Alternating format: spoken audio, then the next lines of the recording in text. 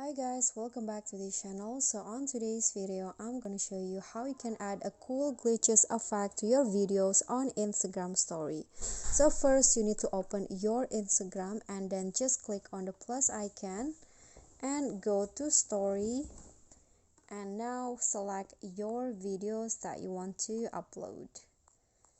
Okay, let's say I wanna add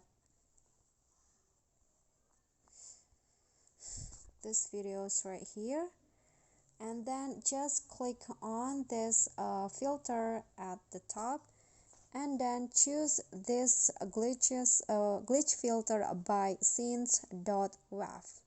Okay, so I actually have saved this effect before, so you can find it on your Instagram and then save it first and apply it to your video, and then you're actually done and you can just upload your story after that.